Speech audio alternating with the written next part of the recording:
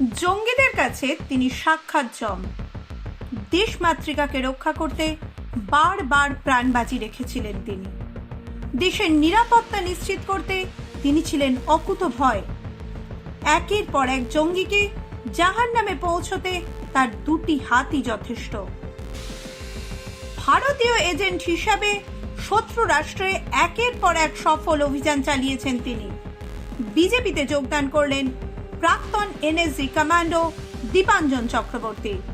বুধবার কলকাতায় রাজ্য বিজেপি সভাপতি শ্রমিক ভট্টাচার্য ও বিরোধী দলনেতা শুভেন্দু অধিকারীর উপস্থিতিতে বিজেপিতে যোগদান করেন তিনি।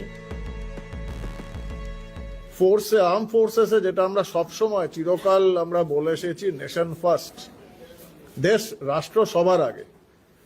তো আমি দেখলাম একমাত্র রাজনৈতিক দল, তাদের রাজনীতি রয়েছে, কিন্তু তাদের যে রাষ্ট্রবাদ, তাদের যে জাতীয়তাবাদ, এটাই তো আমরা আমি 38 বছর ধরে এই জিনিসটাই তো করে এসেছি। বিজেপিতে যোগদান করে পশ্চিমবঙ্গের হিন্দুদের আসন্ন পরিণতি নিয়ে দীপাঞ্জন বাবু যা বললেন, শুনলে রাতের ঘুম ছুটে যাবে আপনার। দীর্ঘদিন ধরেই তৃণমূলের অপশাসনের বিরুদ্ধে সোচ্চার ছিলেন দীপাঞ্জন বাবু। কল্যাণীর ছেলে দীপাঞ্জন চক্রবর্তীকে তবুও খোঁচানোর সাহস পাননি মমতা বন্দ্যোপাধ্যায়। সেই দীপাঞ্জন বাবু সরাসরি যোগদান করলেন দেশের সব থেকে বড় রাষ্ট্রবাদী দল ভারতীয় জনতা পার্টিতে। বুধবার বিজেপিতে যোগদানের পর পশ্চিমবঙ্গে অনুপ্রবেশ ও জনবিন্যাসের বদল নিয়ে উদ্বেগজনক মন্তব্য করেন দীপাঞ্জন বাবু। তিনি বলেন,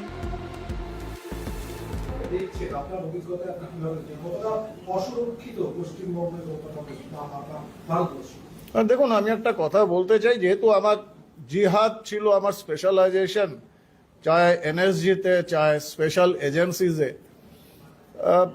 জিহাদ কিন্তু এমন নয় যে আমি সকালে ঘুম থেকে উঠে চা খেলাম আর চলো আজকে দুপুরের পর জিহাদ করি, তা হয় না।